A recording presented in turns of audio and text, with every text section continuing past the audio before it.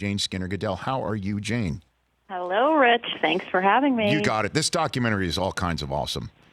Thank you. You are welcome. I'm so happy that it's out there. We've been working on it for about 2 years, and finally convinced these four to go on camera and do it. They were very reluctant to be in the spotlight, and I'm so happy people are watching it. Well, they were reluctant to do what this documentary was born out of, correct? Which was a panel that you emceed, you hosted at the owners meeting a couple of years ago. Is that correct, Jane? Yeah, it actually all started. It's kind of a funny backstory, which I think any football fan would appreciate. So Virginia Hallis McCaskey, is 96 years old, right? She is, but every sports writer I've asked has said she has watched more professional football than anybody who is alive on the planet today.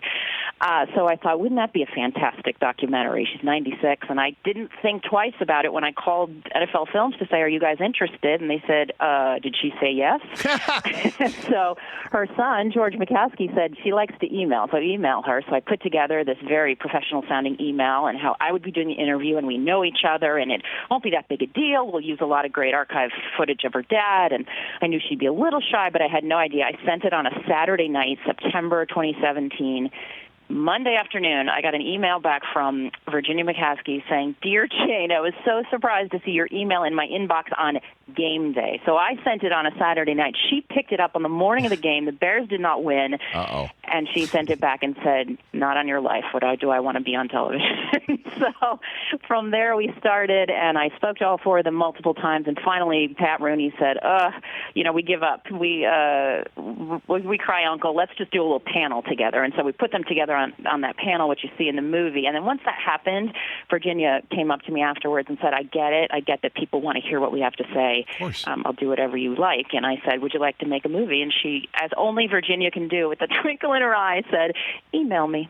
So I did, and we were off and running last season to shoot it. So what did you learn? Jane? Because you've seen a ton of football, and you've been around the power base of the league. What did you learn from these four great ladies? Well, it's just anything. We have Peanut Charles Tillman talking in this film about anytime you have a chance to spend time with people who are in their 80s and 90s and who are still so vibrant and thriving, pull up a chair and listen, because there is so much to learn from them. Commitment, dedication, I think taking the long view, not sweating the small stuff. They have incredible senses of humor. But really what I thought was so interesting is, first of all, I knew they were big-time fans and competitive, but I had no idea the depth of their passion for this game and their intensity. So we had a lot of negotiations with the films crews trying to get inside their suites to film them at home, those kinds of things. Mm-hmm. They did not want anything to distract them from the game. And they come from very, very different backgrounds. But and I was really just struck, though, about what ties them together, not only their passion and their intensity, but just how grateful they are, how dedicated they are to their communities. They look at this, to have a football team in an American city, as an honor, all of them. They said it multiple times, we don't take this for granted. We are all about protecting this legacy, which I thought at the end of the day was a really kind of beautiful message. And I think, and I hope that comes through in the film. Well, it sure does. I mean, one of my favorite parts is Martha Ford, I believe, is the one who said that she's been through and she's seen a lot, but she's still missing the visit of a friend and a friend called Lombardi. This is what she's focusing on right now. And she's been running the team for the last 6 years. She's 94. She's been running the team since 88, since she was an 88-year-old, correct? Yeah, and think about that. So she'd been living that football life since she got married to Bill when they were 21 years old. And, she was very quietly in the shadows, never looking for the spotlight. But she was preparing that whole time. The two of them were preparing for this to happen. So at 88, imagine the reaction in the media amongst fans in Detroit saying, this 88-year-old woman is not going to be running our team now that Bill Ford has passed away. And she called a press conference and said, guess what? I'd like to win a Lombardi Trophy, too.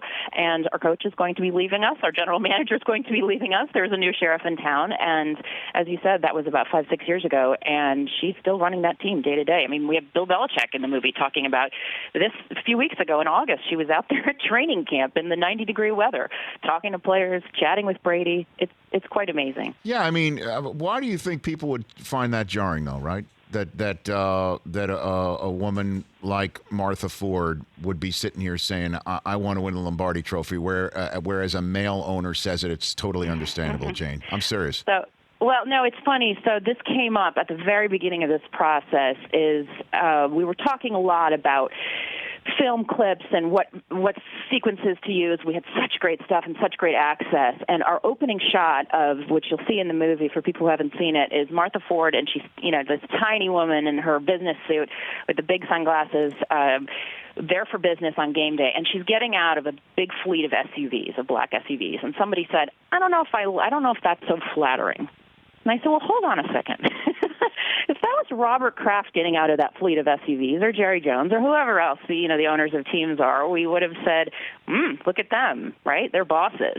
And she's doing as much as any of those guys are on a daily basis. And so thankfully we fought to keep it in, and we fought to just portray their lives as they are, and thankfully they were very good to us in allowing us to have all that access. A Lifetime of Sundays. You can catch it on NFL Network Friday, 3 Eastern Time, noon Pacific. Co-executive producer, along with Julie Haddon, who I work with and I think the world of. Co-executive producer with Julie Haddon, Jane Skinner Goodell here on the Rich Eisen Show. And you got out there too, Jane. It's good to see you in like sort of a reporting role, like. Yes. Right? I mean, do you miss the news business every now and then? Every now and then, not so much every day. I actually was back on Fox. I was a news reporter for anybody who doesn't know for about 20 years, and I was at the Fox News Channel for about 12, and so I've been gone, which I didn't realize. I was on with Shepard Smith the other day talking about the movie, and I said I had to Google myself. I didn't realize how long I'd been gone for. It was 8 years. So I've been in retirement mode for a while, so it's really fun to get back in and dig into something this is like a labor of love for me. I'm the luckiest person in the world to be able to spend a season with these ladies. And someone says you can work with NFL films. Sure. I was trying to explain to my friend who's a non-sports fan. I said, that's like telling you can work with Scorsese. There's no doubt. I'm so excited. By the way, there's no doubt. And The Grind, which I've been doing NFL The Grind on Epix for the last 2 weeks, and hopefully for a very long time with NFL films, that I'm like a million %. Do I get to work with NFL films and do voiceovers and have the films with the spinning football and the storytelling? I am all in, and this is another example of it. A Lifetime of Sundays. It's beautifully shot. There are times when you get choked up. I mean, it's really great. It's awesome. We had a lot of big men crying who have seen it. Andy Reid is probably he broke down. He and the commissioner broke down pretty hard when they first time they saw it. Is that right? Yes, and Roger tells a funny story that he said a couple weeks after Roger had to leave the stage. We screened this at the NFL annual meeting this spring. A group of about 600 to 700 people, a lot of big, huge guys, coaches, owners, players in the room. And Roger was supposed to close us out. The lights come up after the film. He's supposed to say goodnight, and he's crying so hard that he has to leave the stage. And he said a couple weeks later he was in a meeting, and he looked out, and Andy Reid was sitting in the audience, and Andy put his index finger to his eye like he was making a little tear fall down to be making fun of him. That's very funny. But Andy was crying just as hard. So that is great. Well, I mean, obviously because Norma Hunt is featured, and she has been to all 53 Super Bowls, which might be a surprise to some people, except for the fact that she was married to the gentleman who named the game the Super Bowl. So. Well, and I thought that the really touching part, which actually a reporter in Kansas City told me that most people in KC had not heard that story before, is that her sons talked about it, and she talked about it in the film. She's not on this Super Bowl streak for some sort of ego boost of her own. She was at 1, she was at 53 this year. She's there because as Lamar Hunt was dying, he said to his sons, this is what you can do for me. You can keep Mom's streak going. It's so important to me that she continues, to go to the games. So she said to her, it's honoring him and his legacy, which I thought was really such a beautiful story. Well, obviously, Jane, we could go on and on about all of this. And the last couple of minutes left I do have with you, if you don't mind, I'm going to take for myself here.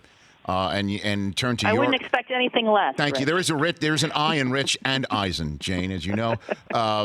So I have a fantasy football team, and I'd like to ask you on your football acumen here. Rely on all of that. It does involve Patrick Mahomes of Norma Hunt's Kansas City Chiefs. By the way, a fantasy football team named Man Spread Centerpiece based on Andy Reid's photograph he took at this past year's owner meeting with him putting his left and right legs wherever he damn well pleased and say, "Come at me," right in the middle of that photograph.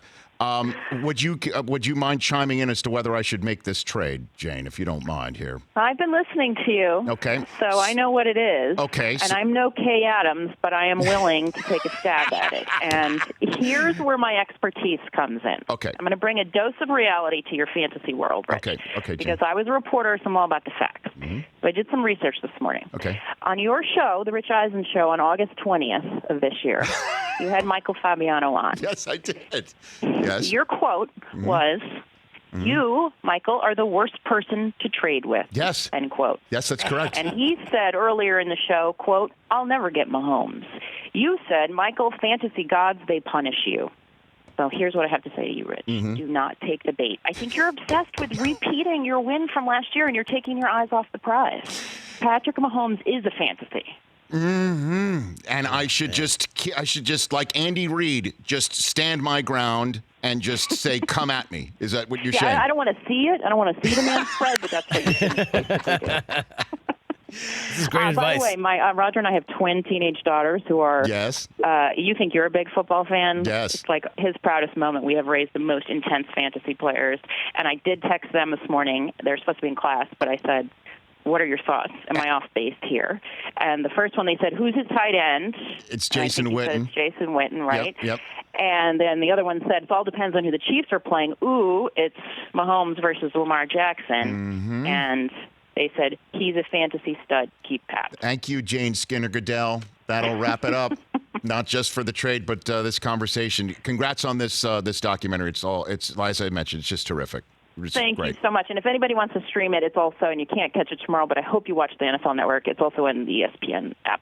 Very good. Jane Skinner Goodell, we'll chat down the line. Thanks for coming on. Thanks, Rich. You bet. Anytime. That's the co-executive producer of A Lifetime of Sundays. Just a great documentary from NFL Films and ESPN. For more of The Rich Eisen Show, tune to Audience Channel 239 on DirecTV for free on BR Live or download the Rich Eisen Show app.